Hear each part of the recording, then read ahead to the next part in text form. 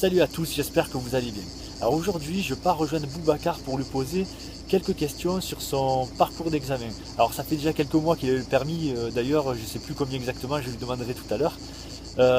Si je fais ça, c'est parce que certains d'entre vous voulaient savoir, voulaient connaître son ressenti sur son parcours d'examen. Donc voilà, ça sera chose faite aujourd'hui. Donc je vous retrouve tout de suite avec Boubacar. Bon, salut Boubacar, ça me fait plaisir de te revoir. Alors ça fait combien de temps que tu as ton permis maintenant? Depuis 9 mois maintenant. Oh là là, 9 ans. Ouais. Ça passe super vite. Ça va vite, ouais. Bon alors on va faire un petit retour en arrière, donc du coup de 9 mois pour avoir ton ressenti sur ton parcours d'examen. Parce qu'il y a plusieurs abonnés qui m'ont demandé un petit peu des trucs précis. Donc je vais te poser quelques questions. Et puis j'ai entendu dire que le permis c'était un des événements de la vie dont on se rappelle le plus. Donc non, tu ne devrais pas avoir oublié. Oui, oui. C'est encore frais dans la tête parce que ça fait 9 mois, mais c'est toujours, oui, on n'oublie pas. Alors est-ce que tu te souviens quand tu es arrivé carrément au départ d'examen, donc tu es monté dans la voiture, quelles ont été les consignes de l'inspecteur? Qu'est-ce qu'il t'a dit? Tu t'en rappelles un peu? Oui, je me rappelle parce que moi je suis arrivé au départ de l'examen, comme tout le monde, j'attendais. L'inspecteur remplissait le dossier, mon dossier, avec la monitrice qui était derrière. Voilà. Et quand c'est fini, il m'a invité à venir m'installer. Donc je suis rentré dans la voiture, je suis installé comme il faut. Et après, il m'a expliqué ce qu'il attend de moi. Et alors c'était quoi alors qu'il attendait de toi? Il m'a dit, de toute façon en gros, il s'attend à ce que je respecte rigoureusement le code de la route. Ça, je n'ai jamais oublié. Il a insisté sur le mot rigoureusement. Il a dit, j'attends à ce que vous respectiez rigoureusement le code de la route. Donc faites attention aux usagers les plus vulnérables. N'hésitez pas à dépasser dès que vous pouvez. Donc voilà. D'accord, donc en gros il t'a demandé d'être dynamique. Il t'a demandé d'atteindre le maximum de la vitesse. D'atteindre le maximum de la vitesse dès que c'est possible, de pouvoir de faire les dépassements en assurant toute la sécurité. Dès que tout est assuré, il faut dépasser. Il faut pas, voilà. Donc, ok. En gros, il m'a expliqué tout ça. D'accord.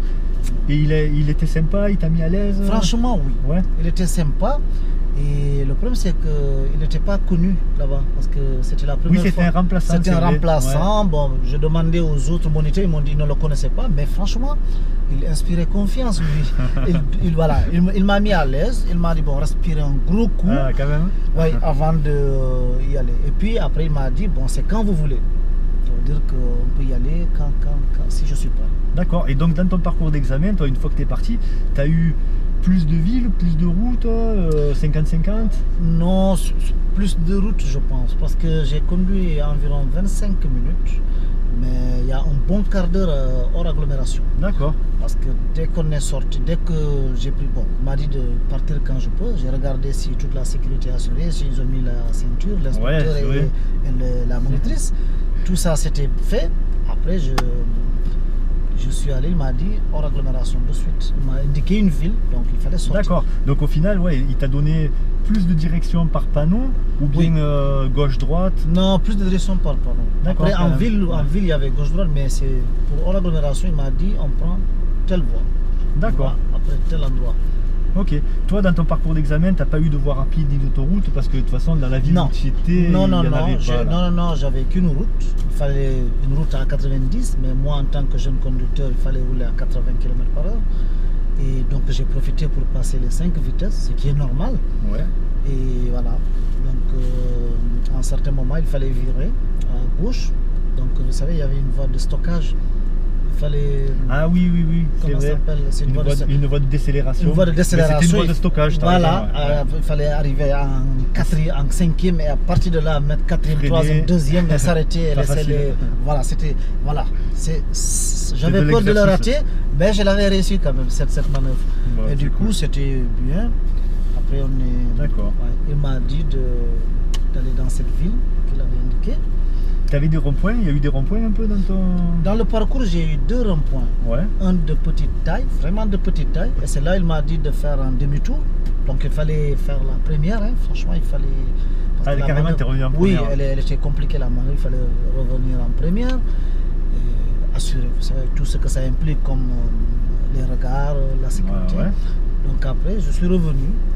Et il y avait un deuxième rond-point en revenant, bien sûr, il est un peu plus grand.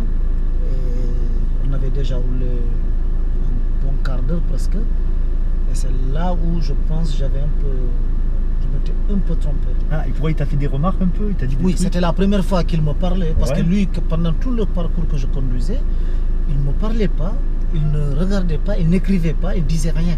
Ben, mais il parlait avec la monitrice, c'est tout. En même temps, je me dis, mais est-ce qu'il sait ce que je fais bien ou pas? Parce que t'as l'impression qu'il ne s'occupe pas de toi, mais en vérité, il voit mais tout. non, parce que quand il y a eu cette erreur, et là, il m'a dit, mais monsieur, prenez vos responsabilités.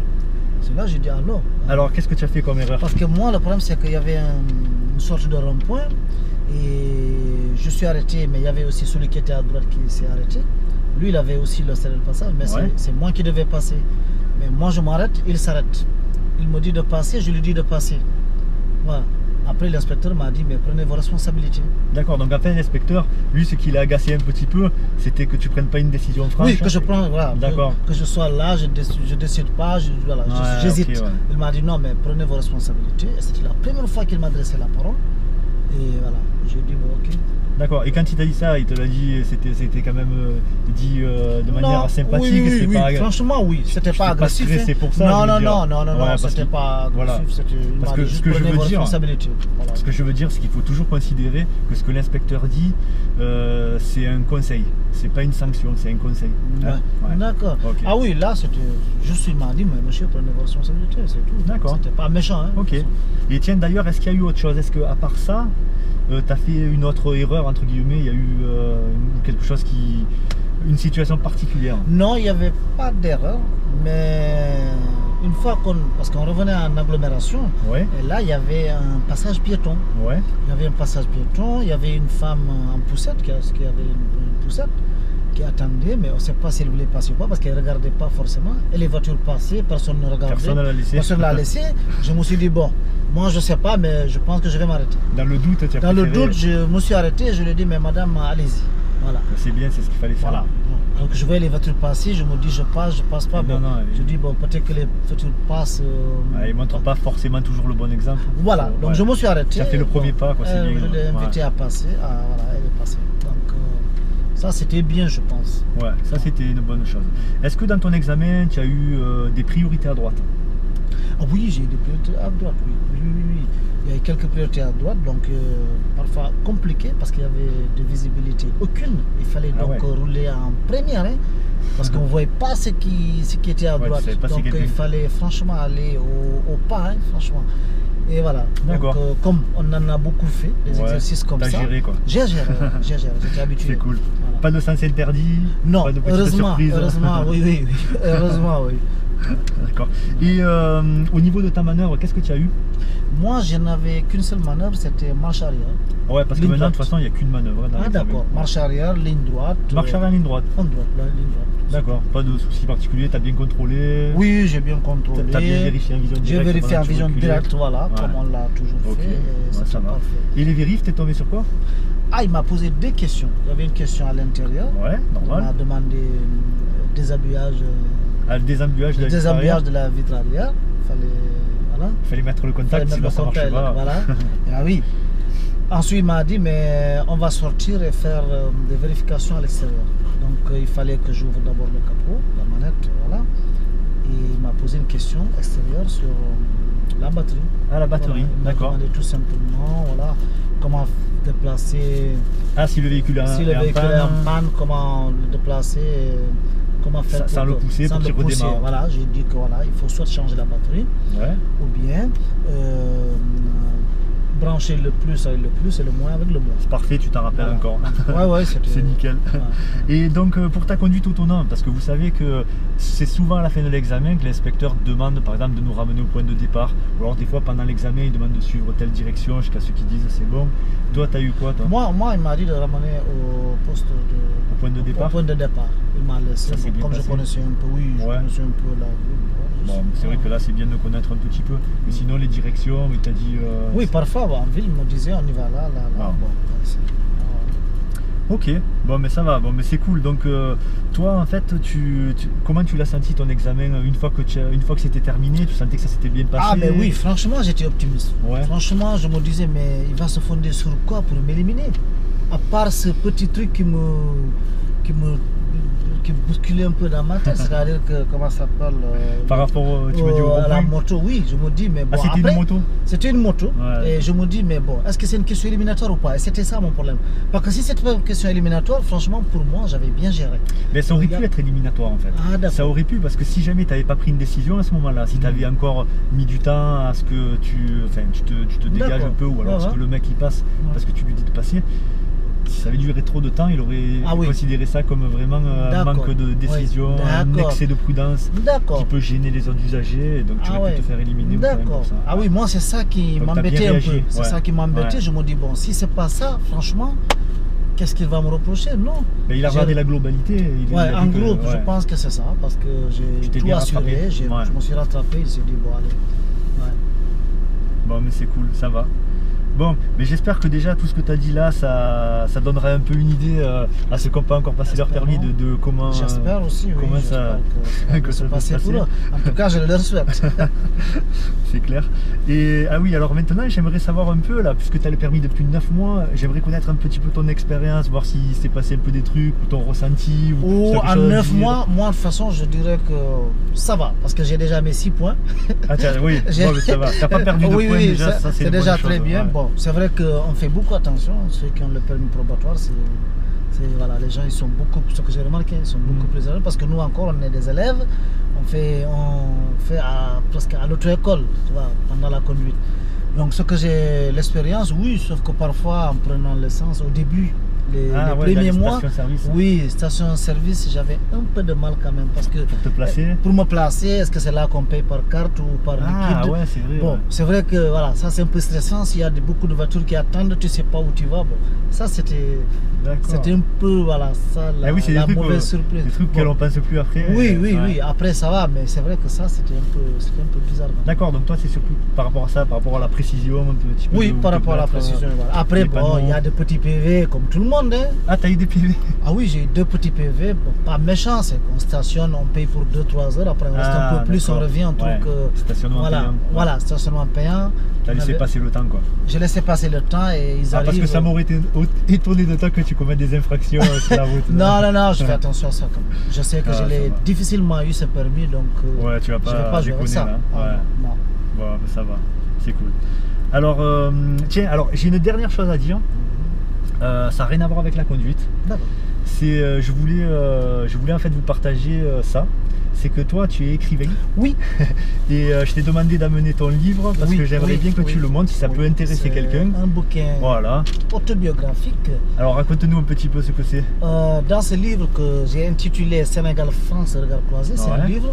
Enfin, moi je l'ai lu donc je le sais. Oui, c'est un livre sur moi, mais à travers moi, je fais aussi les différentes cultures. Le Sénégal et la France, c'est pas la même culture. La façon même de draguer une fille là-bas et ici, c'est pas pareil. Voilà. Donc, à travers mon autobiographie, je fais quelques digressions. J'explique aussi que l'immigration, c'est un parcours du combattant sans cesse renouvelé. Que les gens qui prennent les bateaux, que les pirogues qui viennent mourir, ça ne sert à rien.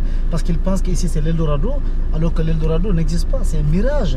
Mais même moi, je n'ai pas échappé à ce mirage paradisiaque. Je pensais que l'Europe, c'est la belle vie, c'est le paradis. Tout ça à cause des images flatteuses qu'on montre à la télé.